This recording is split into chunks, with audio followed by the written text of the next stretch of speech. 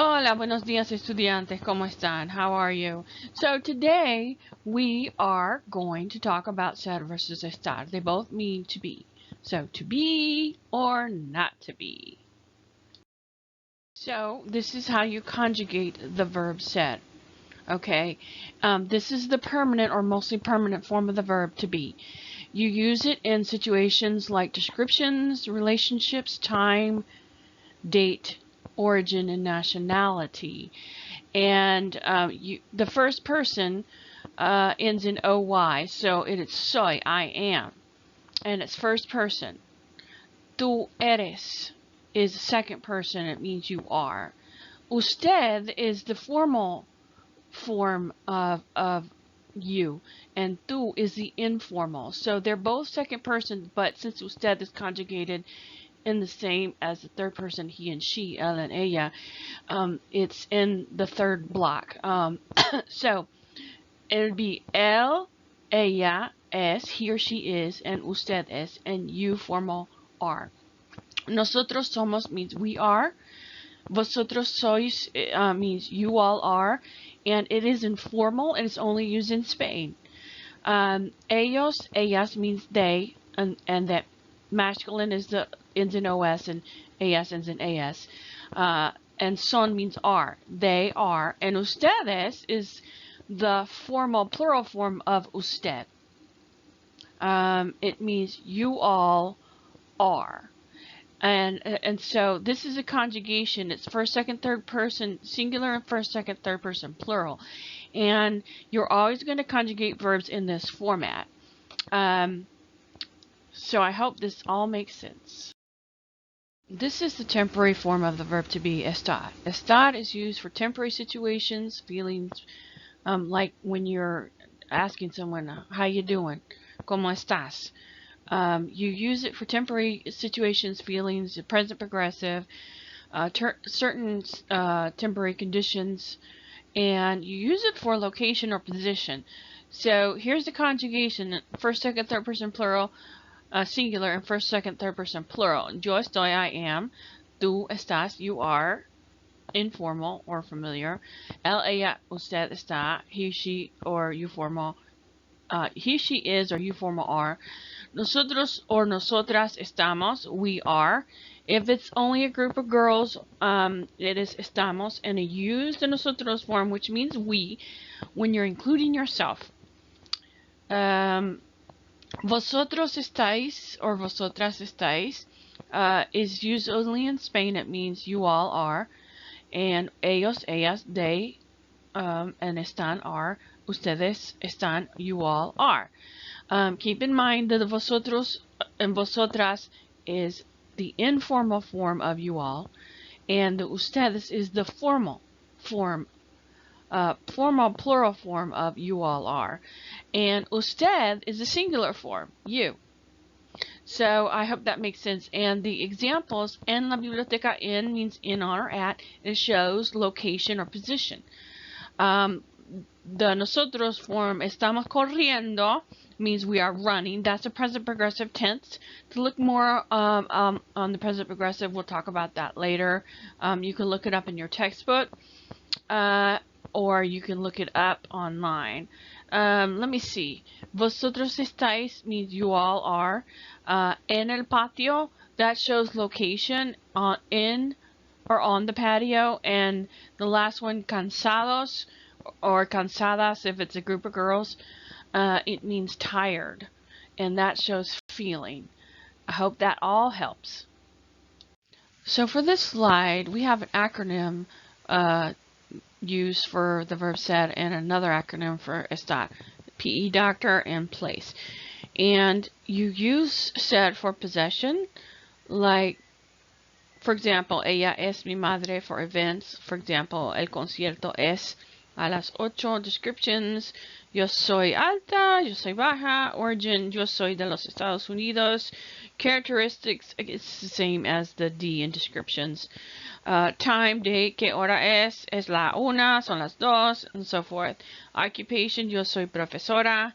Leave off the article when you're describing your occupation. And relationships: mi padre es muy bueno. My father is very good. As in other words, that's a describing of his character, but it's also talking about and used in relationships. Estar, P for position.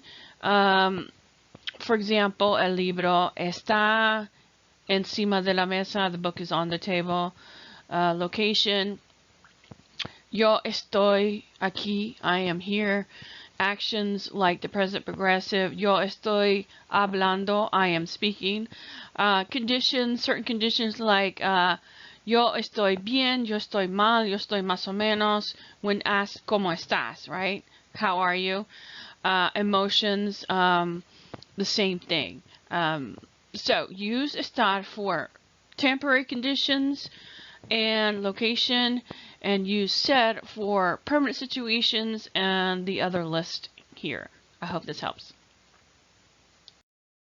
This is an exercise of fill in the blank using the verb set. Always make sure the subject and verb agree.